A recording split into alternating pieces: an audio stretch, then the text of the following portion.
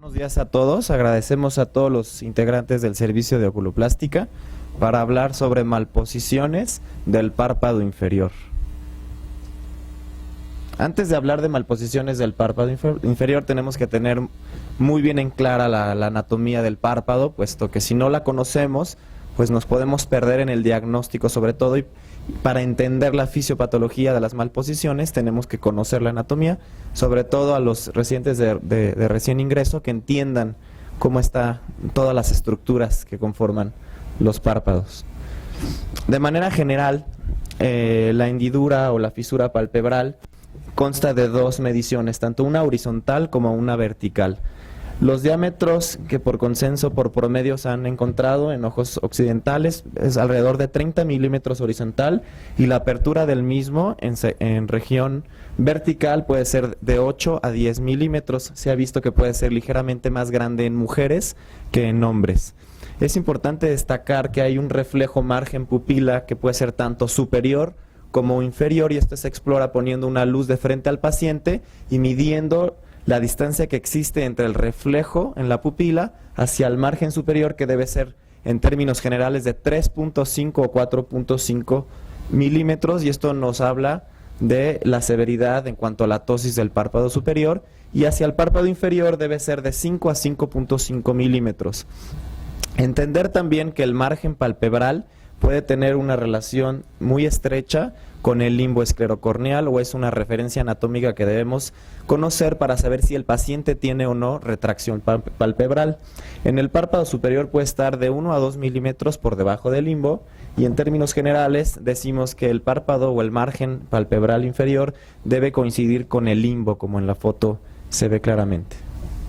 Dentro de los músculos que están alrededor y que forman también al párpado, debemos entender que hay dos grupos importantes: los músculos que cierran y los músculos que abren el párpado. Llamamos protractores a los músculos que cierran el párpado. Existen tres músculos muy importantes. Uno es el músculo orbicular, que les voy a hablar posteriormente cómo se subdivide; el músculo corrugador, que también está adyacente al músculo orbicular; y el músculo piramidal de la nariz, que también tiene fibras que ayudan al cierre del mismo. El músculo orbicular lo podemos dividir en dos partes importantes, una orbitaria y una palpebral. La parte orbitaria es importante porque esta es la que nos da el parpadeo forzado voluntario, y el palpebral lo podemos dividir, dependiendo de la estructura vecina, en preseptal, es decir, que está por delante del septum, o pretarsal, cuando está por delante del tarso, y estas intervienen en el sistema de bombeo del sistema lagrimal de manera importante, y también en el parpadeo involuntario. Dentro de los principales músculos retractores, en el párpado superior tenemos el elevador del párpado como nuestro principal o el protagonista para abrir el párpado superior, y el músculo de Müller. Y como de forma accesoria tenemos también al músculo frontal, y esto tiene significado en la cirugía oculoplástica en pacientes que tienen ptosis congénita. En el inferior encontramos a la fascia cápsulo-palpebral y el tarsal inferior. Los pongo de esta forma para que vean que son análogos. El elevador es análogo de la fascia cápsulo-palpebral y el Müller del tarsal inferior. Estos dos tienen inervación simpática.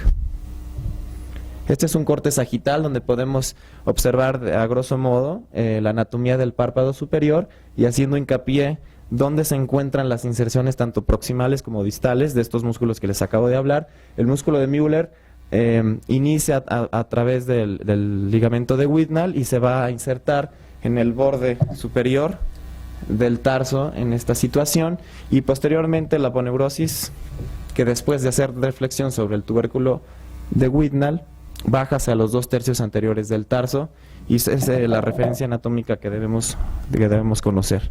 Haciendo hincapié en el párpado inferior, que es realmente lo que estamos hablando en la sesión, tenemos al análogo del Müller, que es el músculo tarsal inferior, y a la fascia cápsulo-palpebral, que vienen desde el origen del recto inferior, que abrazan al músculo oblicuo inferior y llegan hasta el borde inferior del tarso.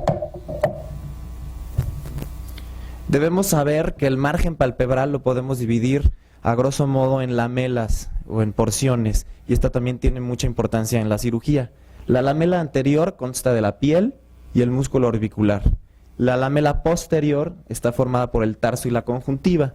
Existen en algunos libros o como referencias también como una lamela media, a veces van a encontrar solo anterior y posterior. La media también hace referencia a la prolongación del septum hacia la parte inferior y sobre el margen palpebral a las prolongaciones del músculo orbicular que llamamos como distinción línea gris, que es una extensión del músculo orbicular.